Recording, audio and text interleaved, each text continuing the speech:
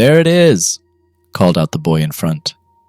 I looked up from my game as the old van made its way around the tree-filled bend, revealing today's latest adventure to stave off boredom. The structure loomed over everything in the overgrown clearing, and the dense woods beyond. Windows broken with shards of glass as if fangs in mouths, paint peeling, and wood splintering in such a way it made the walls look like fur. Despite so many windows, light did not reach more than a few feet in. The inside a black hole swallowing up anything that dared come near. And yet my brother and his friends had decided that day was the day they explored it. The mansion on Hoarder's Hill. You won't find that name on any map.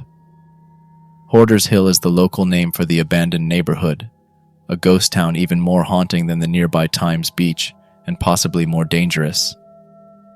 A little subdivision built winding up a road, blanketed in trees. No neighbors except for a couple retreat centers miles away. A dozen good-sized houses, give or take, traveling up the spiral road until it ended in the courtyard of a mansion. All of them abandoned. The 6 of us piled out of the van, me going last so I didn't get in anyone's way.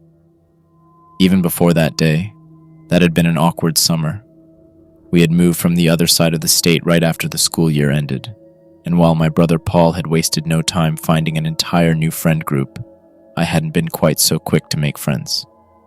I'd rather just spend the entire sweltering summer inside, playing the newly released Nintendo DS I had just gotten for my birthday. Parents weren't as fond of this idea, and subjected my brother to babysitting me every day they could make him. He didn't make a big deal of it and let me be while he and the others got into trouble. He let me take my DS too. I put it away in my pocket as I got out, the adventures with my favorite bounty hunter taking a back seat to the decrepit mansion. "No one knows where it came from," said the boy who had been driving, forcing unnecessary grandiose into his voice. "They say a century ago it just appeared on the top of this hill, a paved path leading right up to it. No one ever lived here, yet when people came and looked at it, it was full of junk." "So we're going dumpster diving, Arnold?" asked Paul, looking back to check on me. I moved up next to him, feeling every bit as tiny as I was compared to the boys and girls all 3 years older than me. This place looks like it's about to collapse. "It's always looked like this," said Arnold, waving his hands around to emphasize his words. "Even a century ago it was a crumbling mess, but it never gets worse. It just looks like that, a living corpse. It drew people to it, and those people built their houses on its driveway. Yet every time someone moved in, people would see the change. Their houses would start out nice, the clutter inside simply their weird collections. But then it would stop being stuff and just become trash. It would spill out their houses like guts on a deer hit on the highway." "Ew," said one of the girls, smacking Arnold on the shoulder.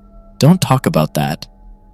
"That's what it looked like, Heather," he said to her, then back to the rest of us. And just as people would be about to intervene, the people who lived on the hill would vanish. Their junk, too. They say they moved every last bit they owned into the mansion. He gestured up to the collapsing wreck. Hidden past the junk are all their riches, their possessions that are still worth something, still in the tight grip of their rotten, maggot-eaten hands. "Stop it," Heather yelped again. "Stop talking about maggots and worms." "Come on, babe," said Arnold, putting an arm around her. "Just how the stories go. Just think about all the jewelry hidden in there instead." "There's nothing in there but garbage," said Paul, folding his arms. I noticed the hair standing up on his arms despite how level his voice was. "Cool story, but it's just an old place. Might be fun to check out, though." He put on a smile for me, but also toward the other girl that had come with us, Susan. I rolled my eyes and moved a bit away to look over the mansion more. It groaned and grumbled with the wind, broken shutters clattering against the frames. I could almost feel eyes in the shattered windows gazing at each of us in turn, and I kept expecting the front double doors to open and reveal a cavernous mouth, a whip-like tongue shooting out to gobble us all up. Hopefully Arnold, Heather, and the other one first. "Scary, isn't it, Sheila?" asked a voice behind me that made me flinch. I whipped around to see the final member of that little expedition, his pathetic excuse for facial hair somehow still overgrown and messy. He towered over the rest, crammed into his clothes that were more a display of things I wished I hadn't had to see. Relax. I'll be right by you. I got flashlights, snacks, some rope, even my dad's hunting knife. I came ready. When he first started revealing the contents of his army jacket, a part of me wanted to bolt down the road until I hit the highway. I'm not going in, I said. I'm going to stay out here with the van. Keep an eye on it. Anyone could come and grab you out here all alone, said the boy, my own hair standing up as he tried to put an arm around me, feeling less like an act of comfort and more like the pincers of an antlion grappling at the torso of the insect that had fallen in. Stay with us. I'll make sure you stay safe. And she can stay plenty safe waiting in the van, said Paul, materializing between us and giving me the chance to back away. No worries, Sheila. Arnold said he'd leave the keys with you. You touch that wheel, you'd die, though, said Arnold. He smirked, following a glare from Paul. I'm just kidding. No touching your kids, sis, Paul. He turned his focus back to Heather and Susan. I can't drive anyway, I said. I'll just wait. That's totally fine, said Paul. I stood still, pretending to focus on the building as I heard him drag the other boy away. It wasn't hard to hear what he must have thought was his quiet voice. Off limits, Michael. I'm just being nice, Michael hissed back under his voice. Can't be nice to your sister? She's still in middle school, he growled back. You touch one hair on her head without her permission, I'm gouging your eyes out. Got it? My body relaxed a little hearing that. You're not her boss, Michael grumbled. Get off me. Watch yourself, said Paul, returning to me, Michael mumbling to himself as he rejoined the rest of the group. You okay, Sheila? Thank you, I said. Nothing happened. And that's why you're staying out here, he said. Don't worry, we'll just be in for a couple hours while these jackasses give new meaning to the term white trash. I chuckled. Want to see what you'll be missing out on first, though? We all moved to the front, Arnold and Michael pushing the entrance open to loud groans. Mostly from Michael, but some from the doors as well. They swung inside, their flashlights illuminating the expansive foyer, a wall of junk taller than me, from one end of the room to the other. Newspapers upon newspapers forming geological layers alongside discarded cans and containers. Broken bits of wood from old furniture, fluid-filled bottles I wouldn't have opened if you had paid me, plastic bags, torn strips of clothing, random slabs of particle board, mangled silverware, bowling balls, a sawhorse, oddly shaped rocks, what might have been a grand piano at one point, toys for pets, and row after row of empty picture frames.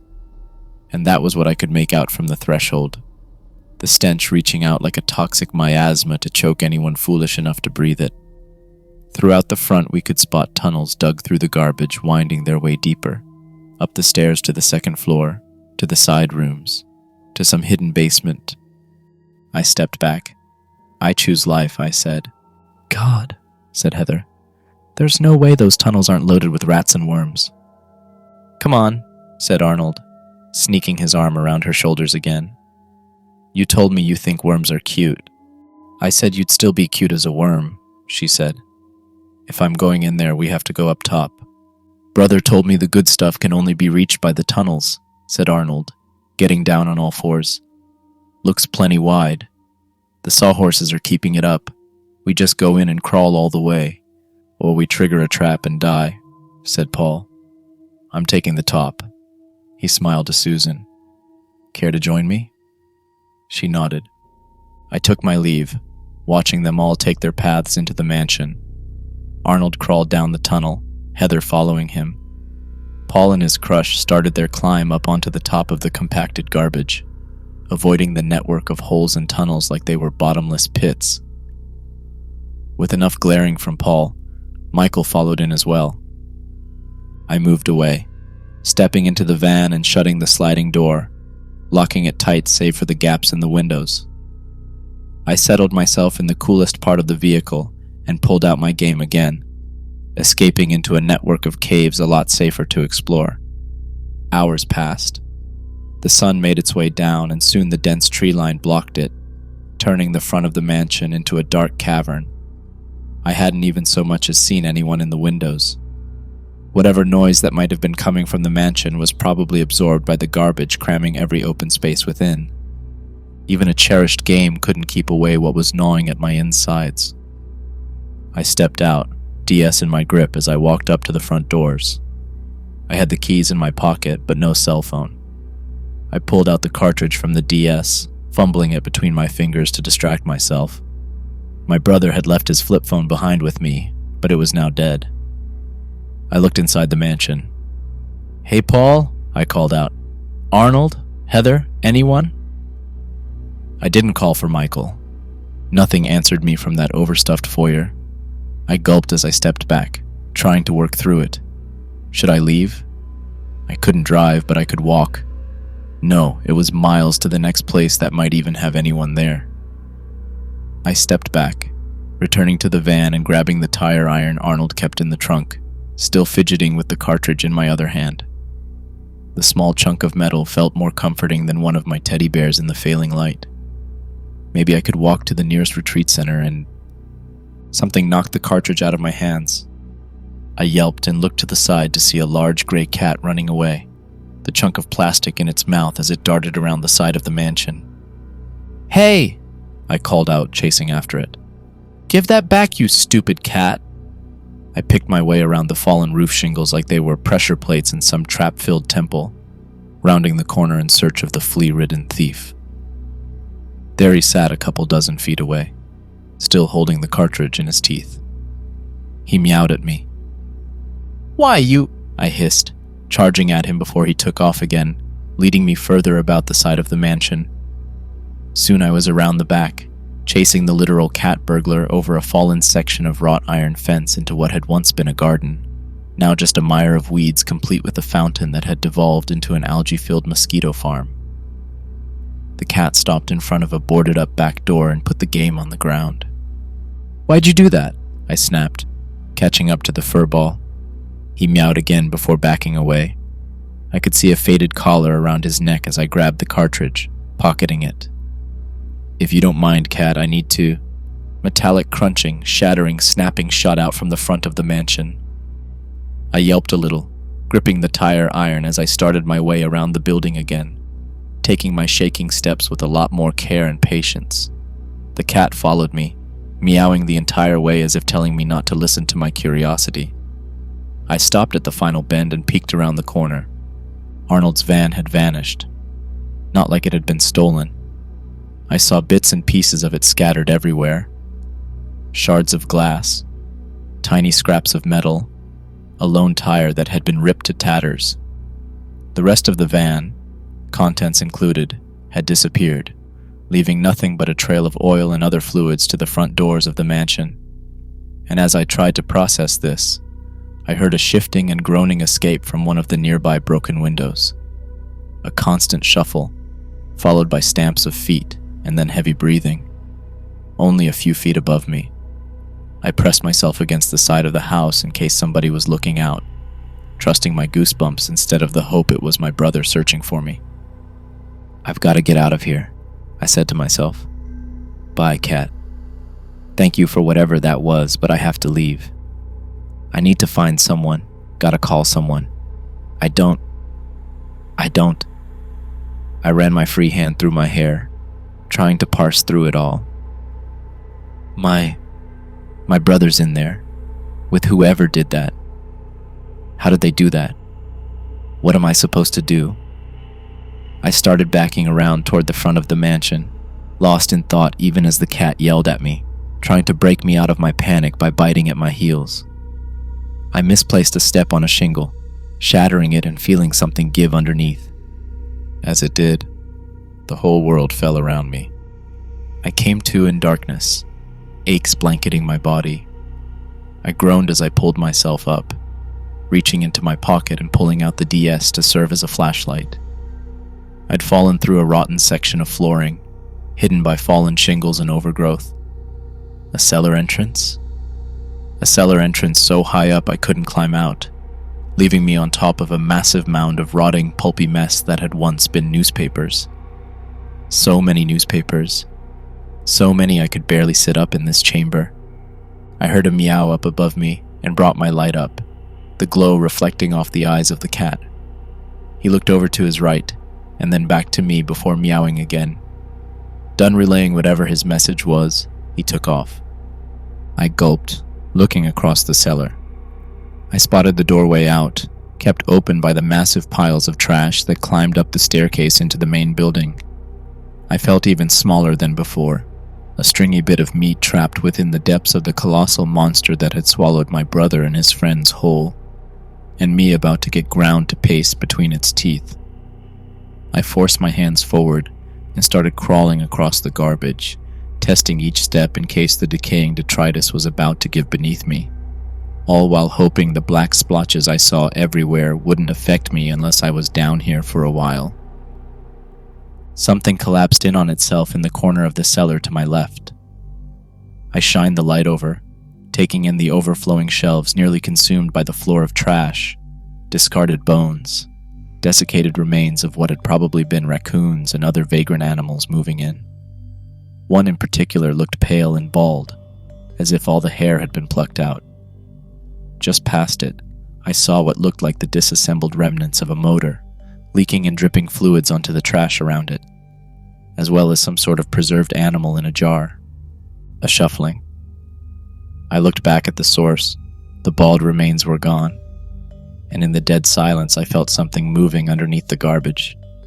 I turned and crawled toward the stairs, my light going back and forth as I tried to watch for movements in the trash, doing what I could to keep an eye on all the holes in the compacted detritus. A shuffling again, close to the surface on my right. I shot the light over and saw two twisted, mangled feet vanish down a hole. They had been so bent and broken they intertwined with each other, fusing into a single mess of flesh like a tail. I covered my mouth, trying to steady my breaths.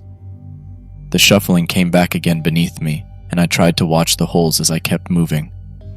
Finally, I got to the slope of the staircase, my light revealing the hallway ahead, barely visible as the garbage went nearly to the ceiling. I turned away from the cellar and fully laid down on my stomach to squirm into the hallway. A raspy shriek broke through the air as I felt something grab my ankles. I couldn't stop letting out a scream as something dragged me back down into the cellar. I kicked and writhed, breaking one leg free and twisting around, shining my light on what had grabbed me. Two gnarled, filth-encrusted hands had burst through a section of moldy newspaper, clamping tight on my ankles as they pulled me into the new hole it had created, a hole far too tight for me to fit down without a lot of force. I let out another shriek as I kicked with my free foot, hitting the wrist of the other hand and getting loose. I crawled away, but the rumbling returned below as something moved underneath, traversing the network of tunnels with the ease of a mole. Hands shot out to my side, grabbing my left arm and dragging it into another gap.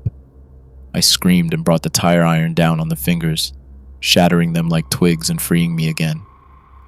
I grabbed the DS where it had fallen and hurled myself up the stairs, squeezing through the gap faster than I thought possible and emerging out into the top of the hallway. The trash shifted below me and I heard the shuffling once more, then more and more. I flailed my way over the garbage, the roof now high enough for me to stand up. I ran from the noises as they come from what had to be the front of the mansion, hoping the next reckless step didn't send my leg into a hidden hole and snap it in two before more of those hands grabbed me and pulled me in. I'd have taken an entire field of prairie dog burrows over this. I emerged into a dining room and before me hung a colossal chandelier, still attached to the ceiling by a thick chain. I climbed onto it, praying it could still support my weight so I could get off the ground. It held firm, just in time before more hands burst out like twisted weeds, grasping at where I had just been. I shivered as the grime-covered, blackened limbs disappeared beneath layers of rotting strips of blankets. I scanned around, barely seeing movement in the corners of my eyes. They shifted through the mountains of garbage like swimming through water, bathing in the slimy filth and navigating the tunnels with ease. I aimed the light below and saw multiple eyes looking at me through the gaps. Human eyes, bloodshot, cataracts eating at portions of them as they regarded me. Raspy voices hissing and growling. I could only whimper as they circled me. I tried the breaths again, bringing my heart rate down as they trapped me. They kept themselves hidden, only the sounds of their movement giving away their presence. I looked away from the things, glancing around the ceiling and spotting a broken section about 10 feet away, a place where the ceiling had caved in, exposing an entrance to the second floor. Beneath it was the top of a china cabinet that looked sturdy enough to support me. Had Paul managed to get up there like he said? I shuffled the light and tire iron into one hand before pulling out Arnold's keys with the other. I threw them opposite of me, the keys smashing into an empty picture frame. The rasps cut off, and I felt the eyes leave me and focus on the keys. All the forms bolted, digging through the trash toward the distraction as I launched off the chandelier. I pulled myself onto the cabinet and turned back to give a final glance. A human face emerged from the rubble, a twisted arm with far too many joints bringing the warped hand holding the keys next to its ruined eyes. The entire skull had been mashed and malformed, pushed into a streamlined shape more like a beak than a person's face. The broken teeth jutted out like a horse, the nose smashed in, eyes not meeting at the same level above. I could just see its shoulders pressed far too close into each other, and only a few strands of hair dangled around its head. It hissed at me, and again I felt eyes gazing up at me from their hiding spots in the trash. I turned away and didn't look back as I grabbed at the floor above. Trash covered this room as well, a wall of ruined toys, playthings, movie posters, and outdated electronics that looked like they were made of wood. I pocketed my light and used the junk to hold on as I climbed, the rasping and hissing closing in below me.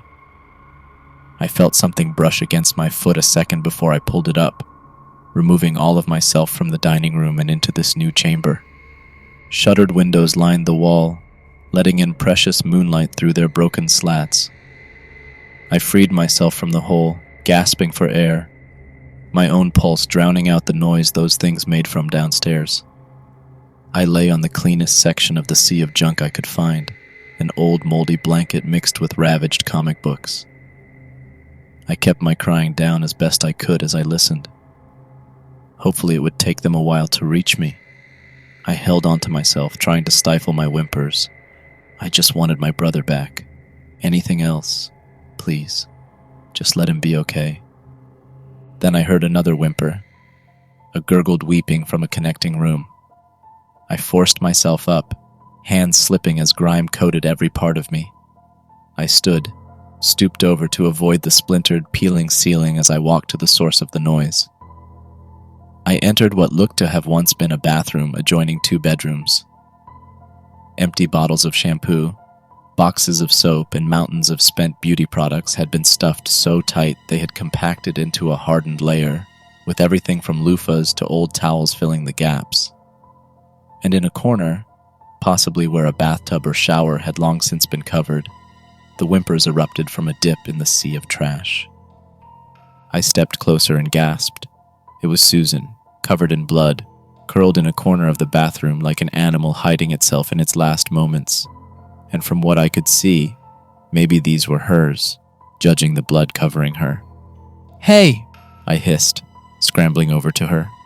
What could I even do besides be there for her? "What happened? Did those things do this to you?" Her eyes focused for a moment, all her remaining energy going to turn her head to me. As I closed in, I could see where the blood came from, a deep, twisted wound in her stomach that she had tried to plug, but now it was far too late. My light illuminated the trail of blood that wound its way to her from the other bedroom. "Get out of here," she gasped. "Where's Paul?" I asked her, getting onto my knees before her, hands clasped as if in prayer. "I'm so sorry I can't do anything to you, but please help me find my brother." "We were in the halls when the Hoarders came," she said, breaths labored and ragged. "Paul ran off to draw them away. I got turned around. I saw what I thought was him." "And it was one of them?" She released a hand from her stomach and grabbed my wrist, blood smearing with the filth on me. "It was Michael," she hissed. "Stupid asshole thought I was one of them. Stabbed me and left me to die." She spat up blood. "Get out of here. Keep away from Michael. Your brother wouldn't..." She stopped when a shuffling erupted from the bedroom she had come from. "Get out now!" she snapped, pushing me away as tremors moved through the garbage beneath us. I just managed to crawl backwards enough before the hands shot out of the junk around the poor girl, grabbing her head, her shoulders, her arms. The face of one of the monsters burst out from the trash, bringing its twisted, malformed body up above her. It hissed as it looked down at its captive, drool escaping its misshapen mouth as it dug its filthy digits into her face. God, how could it even live with its chest so smashed, rolled like clay into a shape that had to have broken all of its ribs? Shredded strips of clothing clung to its body, held together with a patchwork of pins, suggesting something like what my grandma had worn in the 50s. Rings blanketed its fingers, everything from gold wedding bands to those cheap things you win out of vending machines at the grocery store. Susan barely managed to scream before the hoarder dragged her head first into the hole it had made. Or rather, tried to. The hole that it had managed to fit through wasn't nearly big enough to accommodate its prey. But that didn't stop it. Even as she fought with what little strength she had left, it continued pulling her, bit by bit working her upper body into the hole. Her muffled screams escaped through the gaps, accompanied by sharp snaps of bone while more of her disappeared from sight. Her screams kept going, well past the point they should have stopped until it was just her legs dangling in the air. Only then did she finally fall silent, her feet forced together and pulled in with a quick tug, the tight squeeze twisting her broken limbs around each other. By then, I had made my way back to the other room and turned around, hauling myself out the other door into the hallway. The trash was low enough for me to stand back up fully, and I hurled my body as far from that monster feasting on the poor girl as I could. I rounded a corner, guessing at whatever might be the right direction to go. Everything looked the same, the walls devoid of any decoration and any furniture that had once been present, long since buried by junk. The path I chose ended in a wall, and I turned around, spotting a door into another room. This one wasn't half as full as the others, the trash sloping downward and ending in a bundle of blankets, pillows, and sheets like a nest. Within that nest sat Heather, eyes glued to her phone as she pushed away at the buttons, hammering out commands on the number pad. "Come on, get through," she sputtered as she shook. "Come on, how is there no signal? There was a signal outside." She tried again. "How could there be so much stuff you can't even send out a text?" Again. This time it was a call. Still nothing. "Come on, please." "Heather," I said. "Come on, we gotta leave. Where's Paul?" She kept pounding at the keypad. "Paul lured them away, but it's not enough," she whimpered, still glued to her screen. "They won't let us escape. They got Arnold. Pulled him into one of their tunnels when he tried to stop them from taking us. Snapped his bones like twigs. We broke into their home. They just wanted to be left alone. They just wanted to add to their collections." She screamed when her phone failed her again. "We can't escape." "We can," I said, trying to convince myself more than her. "Please, where's Paul? How do we get back to the front door?" She gave up, tossing the phone away before looking at me, giving me the same worn-down look I've seen my parents give the door-to-door political campaign volunteers, pushing policies they hated. "The door back to the foyer is across from us," she said. "No point. They have us trapped. All we can do is hope one of those texts actually got through, and someone burns this place to the ground." In the light of my DS, I could see the streaks left through the filth on her face by her tears. Her eyes turned away from me, looking at something visible only to her. "I'm sorry, Daddy. I'm really sorry I didn't listen. I'm so sorry I went behind your back." I turned around, moving back up the slope of garbage. I had to keep looking. I had to leave her behind. I grabbed her cell phone as I passed it. made my way to the doorway and felt that sensation again. This time, a single shuffling beneath me, passing underneath, moving toward her. I turned around.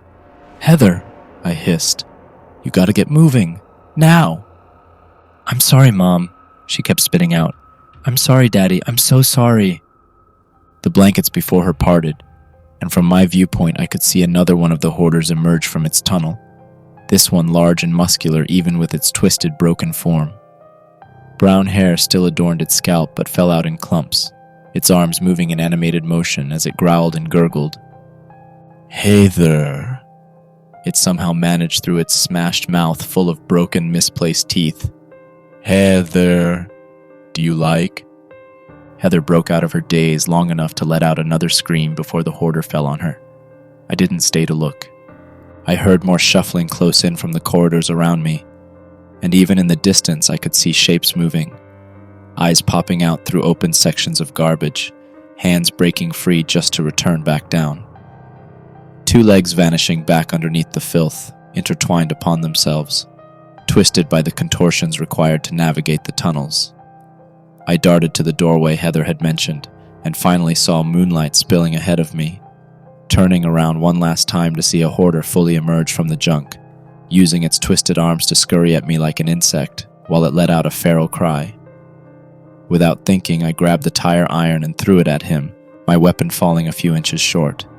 He came to a stop before it, grabbing the tire iron and regarding it, then me.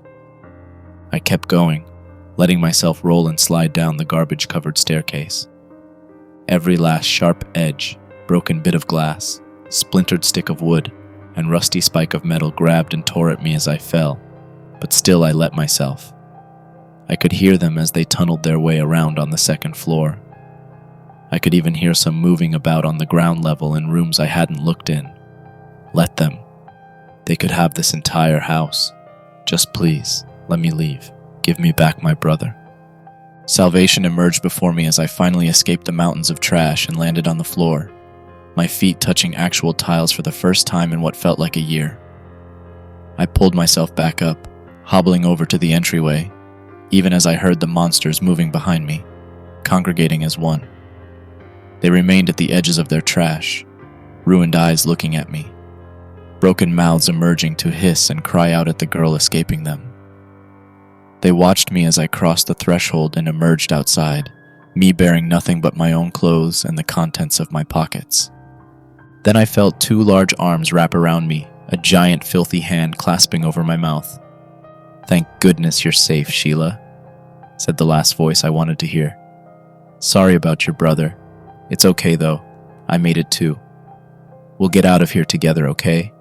Just stay with me. I'll take care of you." I screamed as I tried to force my way free from Michael's grip, but the disgusting giant held firm. "Now is that any way to thank the boy who's going to protect you?" he hissed. "Girls are all the same. Do the nicest things for them and they don't appreciate it at all. Well, your brother isn't here now to get between us, is he? And those freaks won't leave the house for us. They just want junk." I moved my mouth enough to bite down on his hand, digging my teeth in and tasting his blood mixed with the grime that covered us both. He let out a cry and loosened his grip just enough to let me go, but with everything I had been through, I fell to the ground, the world spinning around me. I tried to crawl toward the road, hoping the downward slope would be enough to roll me away from him. Something grabbed both of my feet, dragging me back toward damnation. I kicked, breaking free one leg and letting me turn onto my back, staring into the face of a sickening monster as it loomed over me. "Get away from me!" I cried. "You're a murderer!" "Knew I should have put her out of her misery," growled Michael. "But don't worry, since we're safe now, if you keep quiet about all this, I'll let you live, okay?" He looked ready to bring himself down on me like a wolf onto a cornered rabbit. But before he could, something leapt onto his back from the doorway, its gnarled fingers scrabbling at his clothes and digging into his exposed flesh. He fell backwards, throttled by the hoarder as it clawed at him with its broken digits, both monsters howling as they fought. Michael pulled a knife from his side, but before he could bring it against his opponent, another hoarder burst from the garbage and out the door, grabbing at the weapon and breaking his arm at the elbow with a loud crack. A third hoarder erupted into the fray, grabbing Michael's remaining arm, pulling it away from his opponent and snapping his fingers like twigs. The original hoarder, covered in fresh blood, its mangled limbs and form seeming unhealed compared to the others, its hair still dropping in clumps, loomed on the chest of its target. And before Michael could let out another scream, it shot its hands forward and shoved its filthy thumbs into his eyes, while the other two dragged him back into the mansion. The door slammed shut behind them. No more trespassers. I somehow found the energy to get back up, free from the foul, dark, rotting carcass of a mansion and embraced by the warm moonlight of the woods around me. I hobbled ahead, reaching the road where it turned away from the mansion before finally collapsing onto the grass nearby. I tried to get back up, but my legs wouldn't budge. I could only weep, even my cries barely audible in the noise of the woods around me. I pulled myself together enough to pull out Heather's cell phone, the marathon of failed texts and calls on the screen, but now a bar was present in the top right. As worn as I was, my fingers had enough for one last thing before I fell unconscious. They never found Paul, or any of the others. I told my parents and the cops that they had vanished into the mansion. I had fallen in through the cellar and had barely managed to get out. They tried to search the mansion, but after weeks of trying to pull out garbage and failing to make any progress, something happened. My parents never told me what, and they just gave up. Wrote them all off like they had been lost in a caving accident, the mansion their tomb. They left that place on the hill be, no one wanting to have to deal with it. No developers offered to buy it. They just closed off the road. After I recovered, both from my wounds and the loss, I started receiving gifts in the mail. Game cartridges, rare ones. Many were covered in filth and grime, but most worked. They came at random, with no return address, but I knew where they had come from. And on my 18th birthday, a deed and a contract came in the mail. This one did have a return address, an outdated one that matched the mansion from all those years ago. The contract was simple. I would inherit the land and property on it, all fees and taxes paid for by strips of highway land used for billboards. But I had to live there. A small guest house had apparently appeared at the beginning of the driveway up to the mansion. So long as I lived there, maintaining my vigil over Hoarder's Hill, I was free to stay, to come and go as I pleased, unlike the rest of the collections in the mansion. I've been there since, making my rounds up to visit, to bring them the things of mine I no longer wanted, but they might have interest in. They never refused any of it. They would often even take my trash and recyclables before Friday pickup. There must have been a network of caves throughout that hill, connecting all the abandoned homes to the mansion. They took what no one else wanted, and I made sure to stay out of their way. Even 20 years after I stepped into that mansion, it's not an easy piece. But if me being there keeps other foolish kids from breaking into their home, it's all for the better. They let me see them and live, and in the dead of night they gift me things they think I'll like. They aren't hurt if I don't want it. Though one in particular always gives me what I enjoy. He will come up to the house before morning and leave his offering at my doorstep, never staying. I see him in the window as he comes and goes sometimes, and I'm just glad that Paul is still looking out for me